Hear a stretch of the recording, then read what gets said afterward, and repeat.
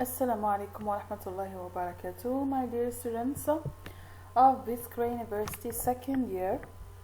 Here we are with me, Dr. Sayhi Hanan. I'm here to present for you a series of lessons about phonetics. Of course, through this series of lessons, we try to explain the lessons that are normally in forms of handouts that you can find them in the platform Moodle, the university, and you can find them in my blog. Okay, so let's start. Of course, before starting our first lesson, normally we have to revise together what we have seen last year, normally first year phonetics. Normally, generally speaking,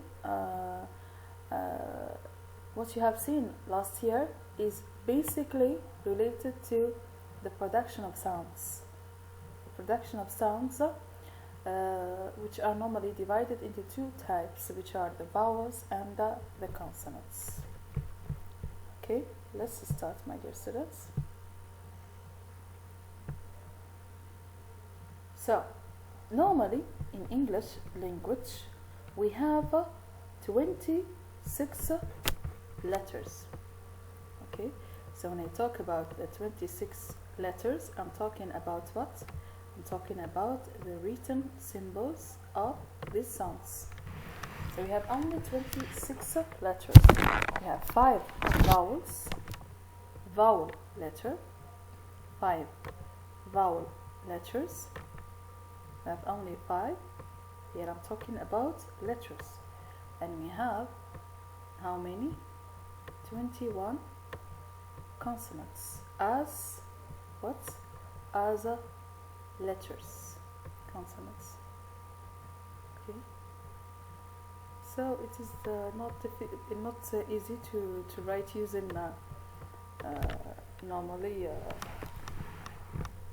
this space for for the computer.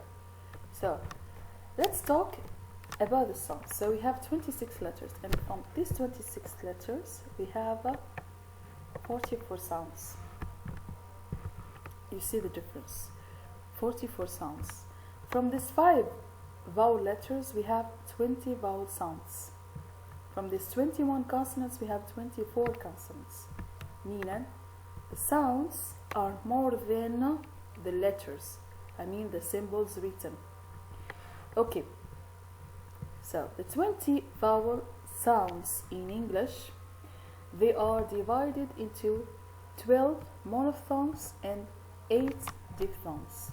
When I talk about monophthong, I talk about single vowels, meaning the vowel which is only one.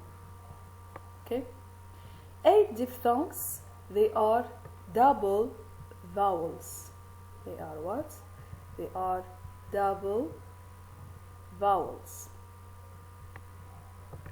Good. So we have 12 monophthongs, single vowels, and 8 diphthongs, which are double vowels. The consonants, we have 24 consonants. Consonant sound. So when I say consonant sound, I'm talking about the produced one, not the written, okay, the oral. Okay. And 24 consonant sound, we have voiced and we have voiceless. Okay, here normally we have only 20, not 24. There is just a typing mistake. Okay, 20 vowels. 20 vowels. We have, as I said, 12 monophthongs and 8 diphthongs. From these 12 monophthongs, we can find 7 short vowels and 5 long vowels. The 7 short vowels, here are they, between slashes. Normally you have seen them last year. A, I, E, O, A, U, and Ishfa. And here we have examples: ender, enough, silly, baby, edge, lead, o, odd, a, apple, U puts the schwa above. Okay, and we have here only five long vowels. If you have noticed, you can find that these long vowels, they have their equivalent short vowels. For example, A, it has a short A. Long A, it has short A. Long O, short O. Long E, short E. Long U, short U. And long E, short E. Okay, and here they differ just in the length of the pronunciation. So I say I, E, O, A, U. That's it.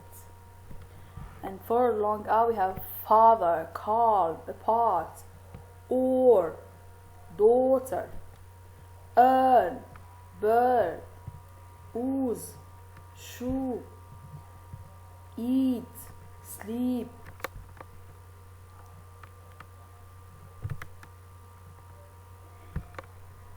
We continue with the vowels. We have seen monophthongs, single vowels. Now we move to the 8 diphthongs. We have 8, and we said diphthongs, they are 2 vowels together. And these diphthongs, they are divided into 2 types, closing and centering. 5 closing, 3 centering. The 5 closing, why they are called closing? Because they end with the short E or short U. These 2 vowels, they are in the position of in the close position in the diagram of Daniel Jones. You can check it in the handouts. Okay, and the closing diphthongs, we have A, I, Oi, U, Au. And we have centering, 3 centering diphthongs which end with the schwa. And why centering? Why it is called centering? Because of the schwa. And why the schwa? The schwa is a central vowel. That's why it is called centering. It comes from this normally listening. So, how many vowels do we have? We have 20 vowels in English. I mean vowel sounds. We move now to the consonants, and the consonants here also there is another type of mistake here. They are only 24 consonants. The 24 consonants, they are classified according to their place of articulation and the manner of articulation, where it is placed and how it is placed, or how it is articulated.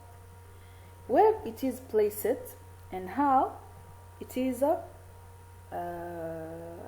articulated, we have bilabial, labiodental, dental, alveolar, postalveolar, palatal-alveolar, palatal-velar, and glottal.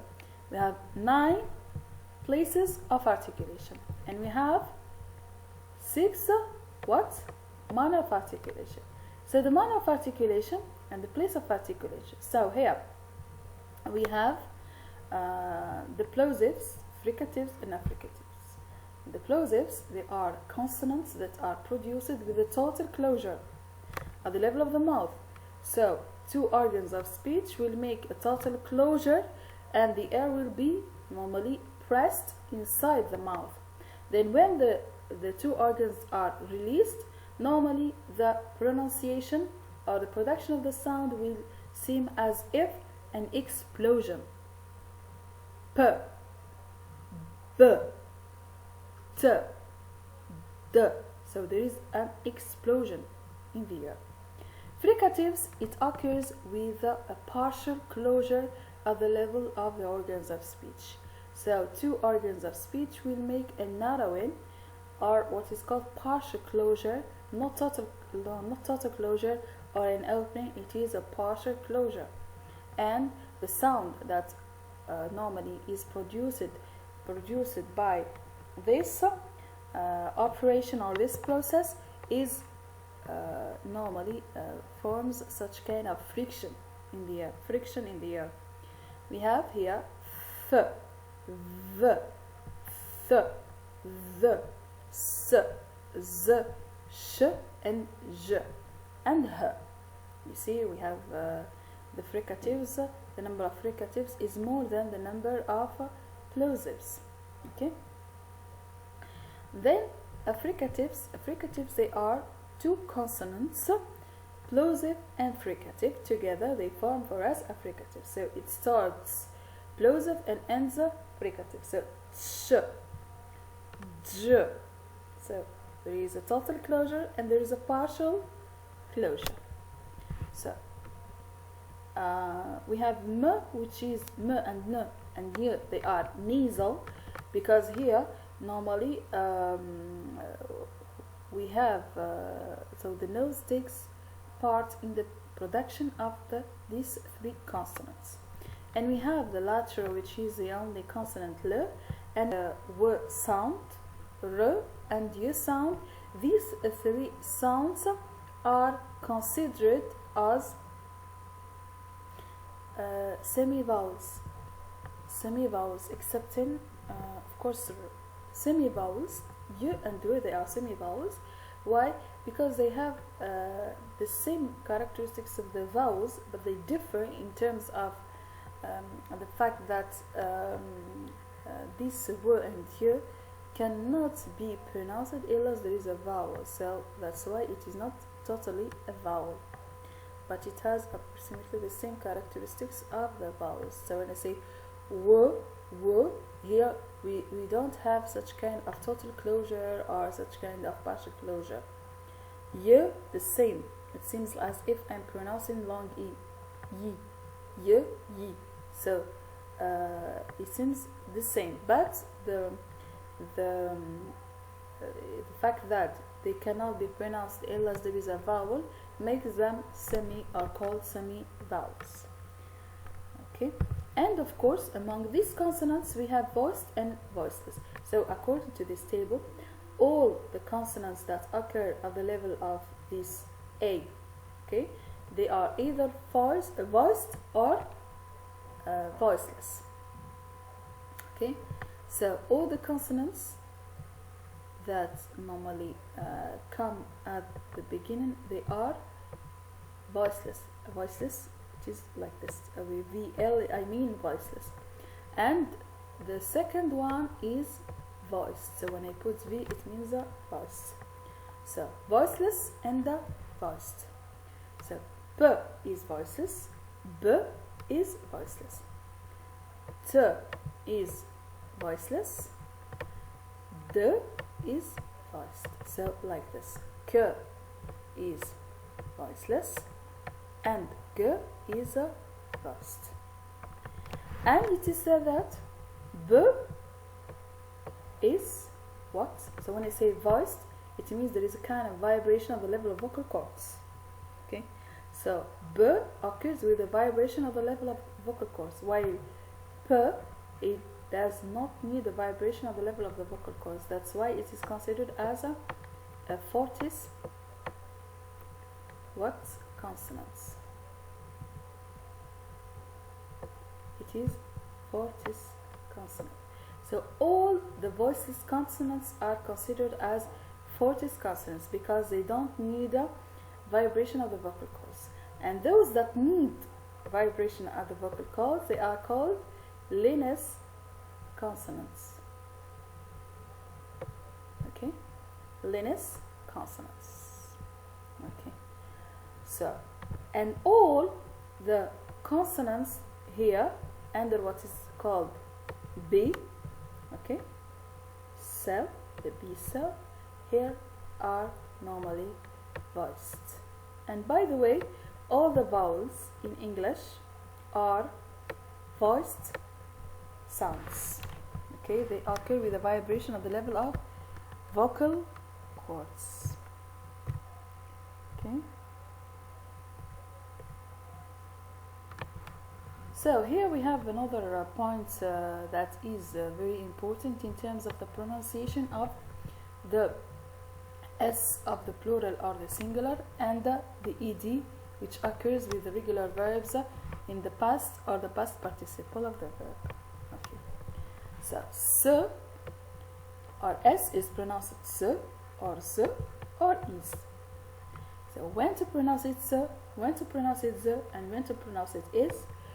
Pronounce it s after voiceless sounds, consonants. Cats, tips, kicks, and falls. T, k, and p, and here t also, are all voiceless consonants. Okay? After them, we pronounce s. Okay? When you have voiced sounds or vowels, voiced consonants, or voiced or vowels, because all the vowels are voiced, we pronounce it z. For example, n is voiced, r is voiced, g is voiced. Those, it is a vowel. Those, okay, the shiva and the u. Those, normally it is pronounced like this. Okay. Is after s, z, sh, ch, j, and j. Mainly what? Fricatives and affricates. Here, basses, phases, dishes, boxes, judges, searches. Okay. The d is pronounced t after voiced sounds. D after voiced sounds. Okay, or vowels. And it only if it is preceded by d or t. I hope that these slides are very clear for you, my dear students. Thank you very much for watching this video. See you in the next video. Bye.